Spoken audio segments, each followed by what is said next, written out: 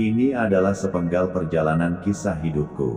Aku adalah pemuda berusia 27 tahun yang tinggal di sebuah rumah sederhana di pinggiran kota. Sebagai anak bungsu dari keluarga besar, aku tumbuh dalam lingkungan yang cukup hangat meskipun terkadang penuh tantangan.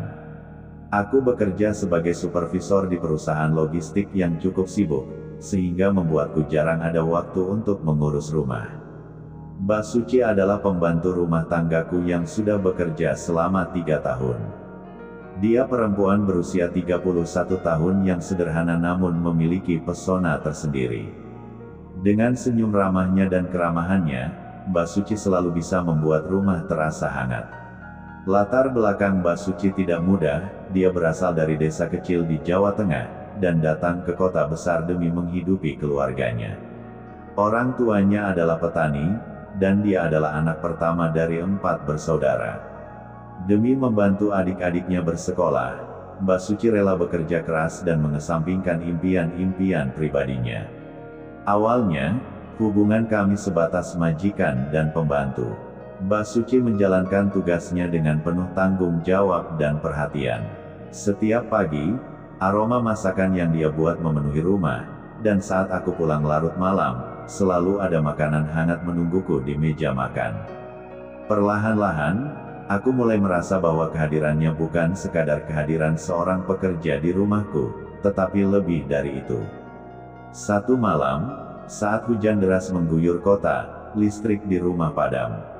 Aku yang baru saja pulang kerja, mendapati Mbak Suci duduk di ruang tamu dengan lilin kecil di tangannya.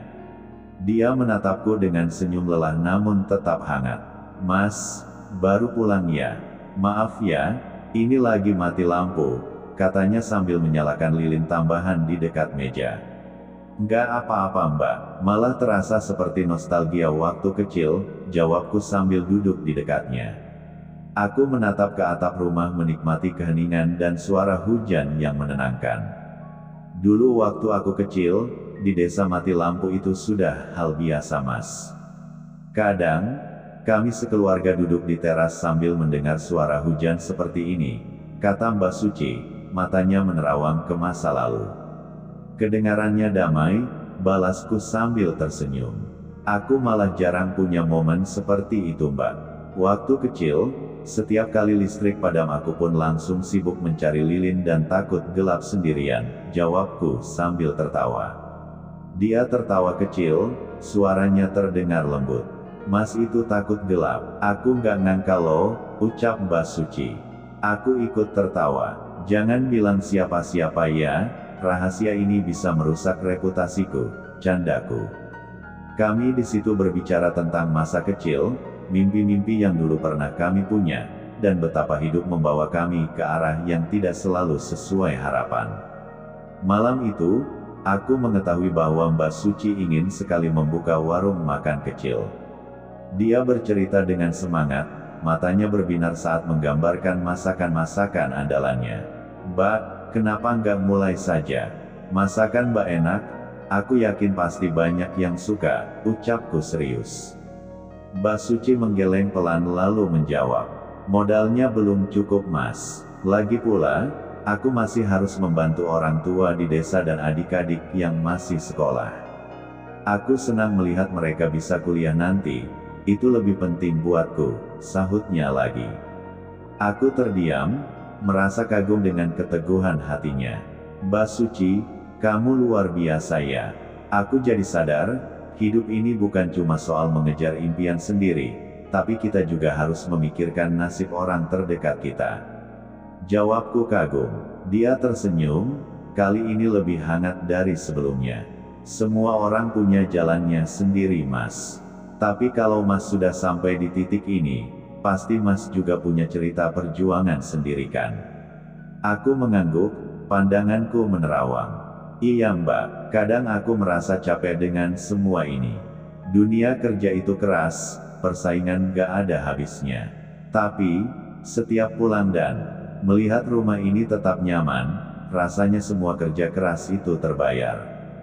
Dia tertawa kecil lagi. "Aku senang kalau bisa bikin Mas merasa seperti itu. Rumah ini, memang harus jadi tempat istirahat yang paling nyaman Mas, ungkapnya. Waktu pun berlalu, obrolan kami semakin intens. Kami mulai berbagi cerita lebih sering, tak hanya saat hujan atau mati lampu. Ada saat-saat di mana aku pulang lebih awal hanya agar bisa berbincang dengannya di dapur sambil mencicipi masakan yang sedang ia siapkan. Suatu sore, saat matahari hampir tenggelam dan langit berwarna jingga keemasan, aku mengajaknya duduk di teras. Angin sepoi-sepoi menerpa wajah kami, dan aroma wangi bunga Kamboja di halaman menambah suasana romantis. Aku sadar selama ini mungkin aku terlalu sibuk dengan kerjaan sampai lupa kalau di rumah ini ada seseorang yang selalu peduli denganku, ucapku dengan suara pelan. Aku menatapnya, berusaha membaca ekspresinya. Mbak Suci terdiam sejenak, lalu menatapku dengan senyum tipis. Mas, kenapa bicara begitu? Aku memang di sini untuk membantu Mas, katanya, matanya berkedip cepat seakan menahan sesuatu lalu menunduk. Aku menghela napas dalam.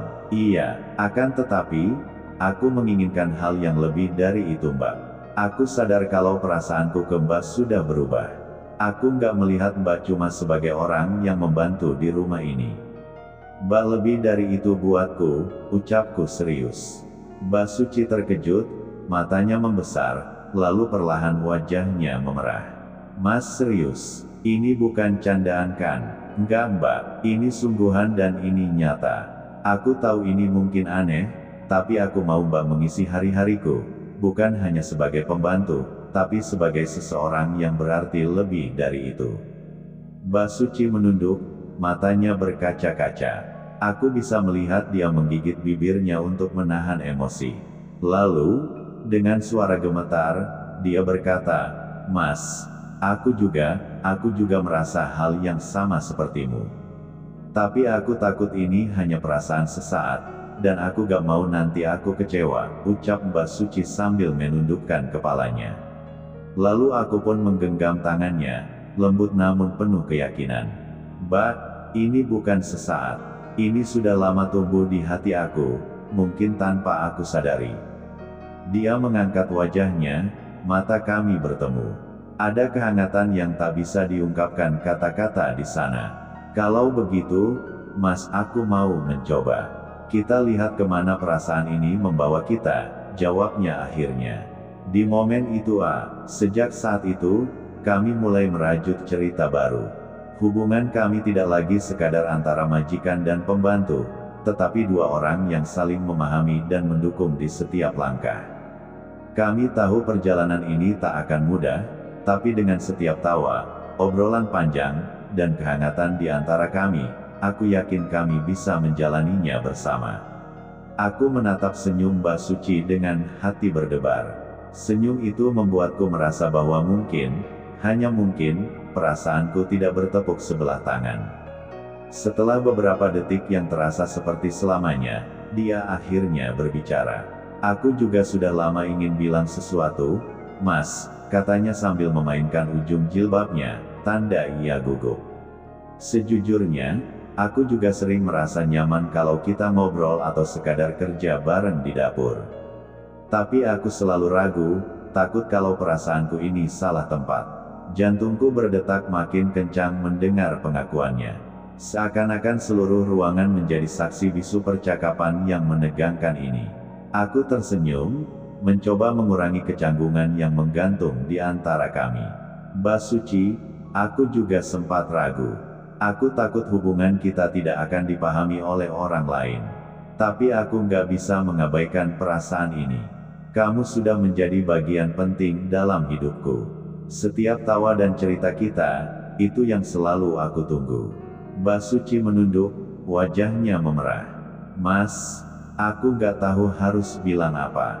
Rasanya aneh kalau mengakui ini, tapi aku juga merasakan hal yang sama. Setiap pagi ketika aku menyiapkan kopi untuk Mas, aku merasa ada yang lebih dari sekadar pekerjaan. Aku senang melihat Mas tersenyum dan mendengar cerita-cerita konyol dari Mas. Aku tertawa kecil. Cerita konyol, jadi itu yang kamu suka? Dia tertawa, suara yang sudah sangat akrab di telingaku. Iya, Mas. Dan caramu bercanda itu bikin hari-hari jadi lebih ringan.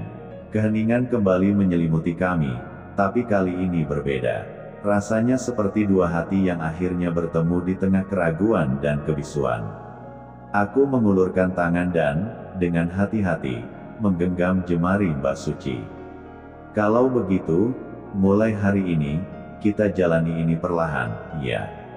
Kita lihat kemana perasaan ini membawa kita, kataku lembut. Mbak Suci mengangguk pelan, matanya berbinar meskipun ada genangan air mata bahagia di sudutnya. Iya, Mas, aku siap. Selama ini kita saling jaga, aku yakin kita bisa jalani ini dengan baik.